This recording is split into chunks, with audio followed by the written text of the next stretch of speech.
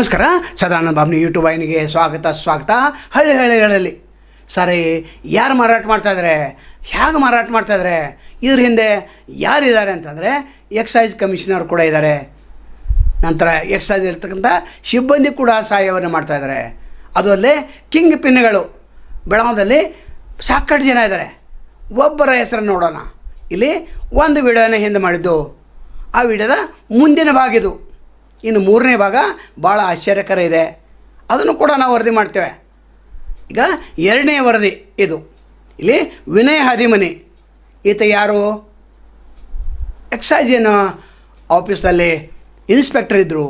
ನಂತರ ಪದೋನ್ನತಿ ಹೊಂದಿ ಮೇಲ್ದರ್ಜೆಯ ಅಧಿಕಾರಿಯಾಗಿದ್ದರು. ಇವರ ತಂದೆ ಹೇಳಿಕೊಟ್ಟಂಥ ಹಾದಿಯಲ್ಲಿ ಇವರು ನಡೀತಾ ಇದ್ದಾರೆ. ಅಂದ್ರೆ ಯಾವ ರೀತಿ ಸರಾಯಿಯನ್ನು ಮಾರಬೇಕು, ಯಾವ ರೀತಿ ಲೈಸೆನ್ಸ್ ತೆಗಿಬೇಕು, ಯಾರ ಹೆಸರಿನಲ್ಲಿ ತೆಗಿಬೇಕು, ಎಲ್ಲವನ್ನು ಹೇಳಿಕೊಟ್ಟಂಥ ದಾರಿಯಲ್ಲಿ ಈತ ಹೋಗ್ತಾ ಇದ್ದಾನೆ. ಇದಕ್ಕೆ ತಮಗೆಲ್ಲ ಗೊತ್ತಿದೆ, ಜಾಯಿಂಟ್ ಕಮಿಷನರ್ ಮಂಜುನಾಥ್ ಸಾಥ್ ಇದ್ದಾರೆ ಅಂತ.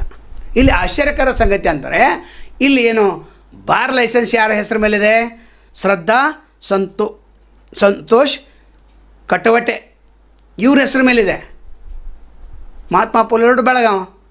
ಆದರೆ ನಡೆಸ್ತಾ ಇರೋರು ಯಾರು? ಹಾದಿಮನಿ. ಇವ್ರು ಹೇಳ್ತಾರೆ, ನಾವು ಕೇವಲ ಕಿಚನ್ ನಡೆಸ್ತೀವಿ ಅಂತ ಹೇಳ್ತಾರೆ. ಕೌಂಟ್ರ್ ಅಷ್ಟೇ ಅಂತಂತಾರೆ, ಕಿಚನ್ ಅಂತಾರೆ.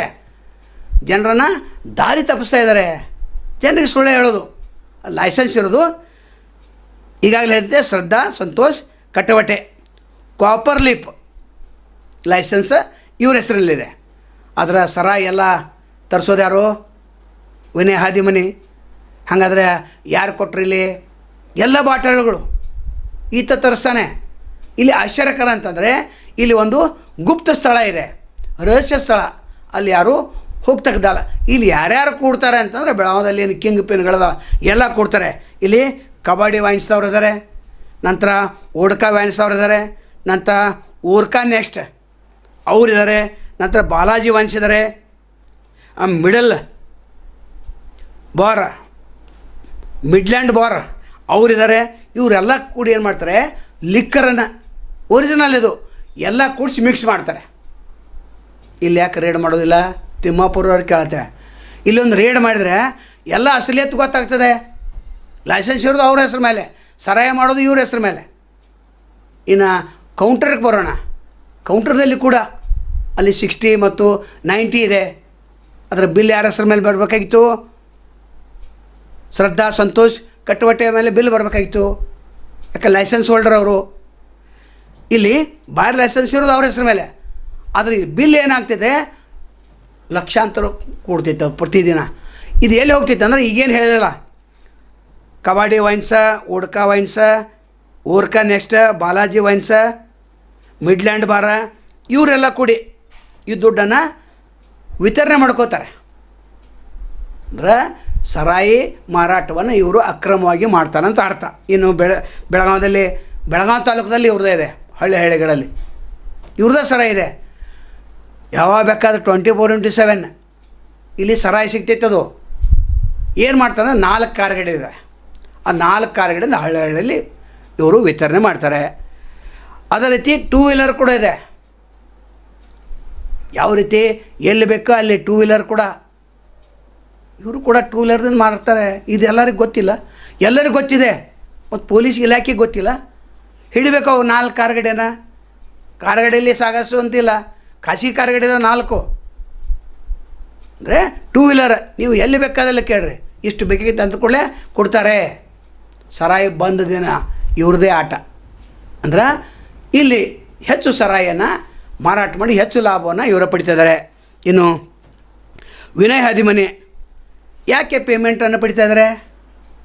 ಇವ್ರ ಹೆಸ್ರ ಮೇಲೆ ಯಾಕೆ ಬಿಲ್ ಪಡಿತಾ ಇದ್ದಾರೆ? ಬಿಲ್ ಬರಬೇಕಾಯ್ತು ಅವ್ರ ಹೆಸ್ರ ಮೇಲೆ. ಅದು ಅಲ್ಲದೆ ಇಲ್ಲಿ ಲಕ್ಷಾಂತರ ಏನು ಕೌಂಟರ್ದಲ್ಲಿ ಕಲೆಕ್ಟ್ ಆಗ್ತದೆ, ಇದು ಎಲ್ಲರೂ ಕೂಡಿ ಹಂಚ್ಕೋತಾರೆ. ಇದು ಎರಡನೇದು ವಿಷಯ.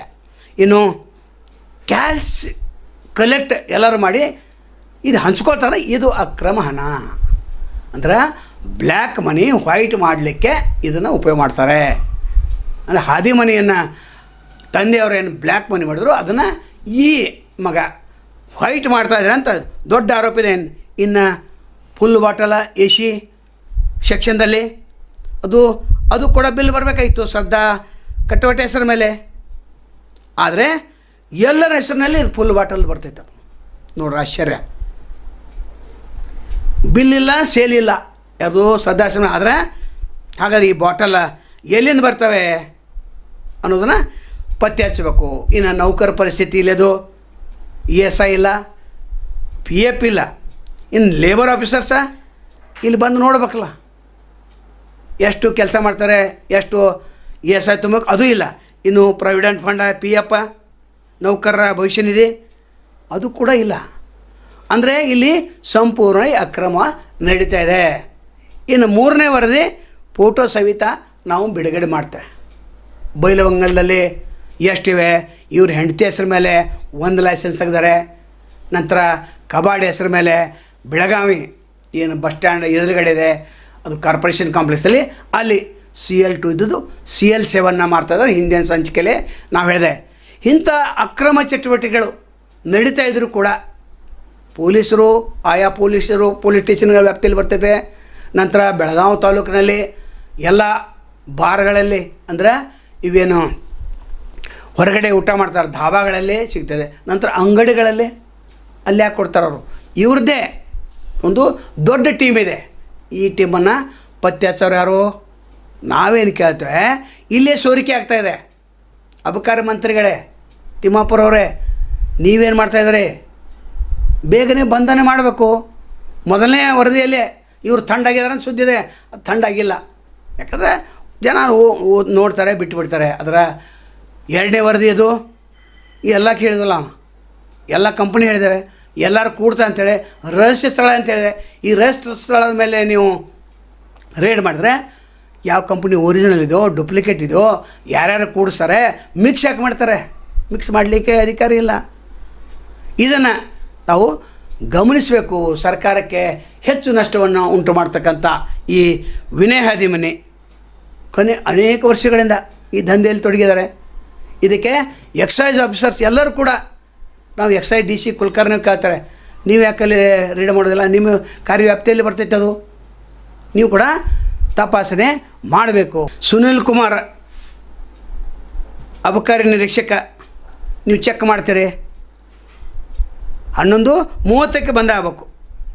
ಅದರ ಇಲ್ಲಿ ಬಂದ ಎಷ್ಟಾಗ್ತದೆ, 12:30ಕ್ಕೆ ಗಸ್ತದವ್ರು ಬರ್ತಾರೆ, ಅಲ್ಲೂ ಕೂಡ ಅವ್ರಿಗೂ ಕೂಡ ಹಪ್ತಾಯಿದೆ. ಒಟ್ಟಾರೆ ಹಾದಿಮನಿ ಒಬ್ಬ ಕಳ್ಳ ಅಂತ ಹೇಳ್ಬೋದು. ಎಲ್ಲ ಬಾರ್ಗಳು ಬೆಳಗಾವಿಯಲ್ಲಿ 11 ಗಂಟೆಗೆ ಕ್ಲೋಸ್ ಆಗ್ತವೆ. ಆ ಥರ ಈತಂದು ಕೂಡ ಆಗ್ತೈತೆ, ಕ್ಲೋಸ್ ಆಗ್ತೈತೆ. ಗಸ್ತು ವಾಹನ ಬರ್ತೈತೆ, ಅದು ಶಾಪುರ್ ಪೊಲೀಸ್ ಸ್ಟೇಷನ್ದು.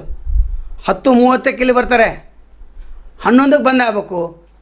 ಆದ್ರೆ 12:30ಕ್ಕೆ ಬಂದಾಗ್ತೈತೆ ಅದು. ಅಂದ್ರೆ ಮೊದಲನೇ ಗೇಟ್ ಅಷ್ಟೇ ಬಂದು, ಹಿಂದಿನ ಬಾಗಿಲಿಂದ ಕೊಡ್ತಾರೆ. ಇದನ್ನು ಕೂಡ ಗಮನಿಸಬೇಕು. ನಾಳೆ ಮತ್ತೊಂದು ಆಶ್ಚರ್ಯ ಅಂತ ವರದಿ ಈತನದೇ ನಾವು ಮಾಡ್ತೇವೆ. ಯಾಕಂದ್ರೆ ಭಾಳ ಆಶ್ಚರ್ಯಕರ ವರದಿ ಇದೆ. ಅದನ್ನು ಸದ್ಯದಲ್ಲೇ ಅಂದರೆ ನಾಳೆ ಅಥವಾ ನಾಳಿದ್ದು ತಮ್ಮ ಮುಂದೆ ಇಡ್ತೇವೆ. ನಾಳೆ ತಮ್ಮನ್ನು ಭೇಟಿಯಾಗ್ತೇವೆ.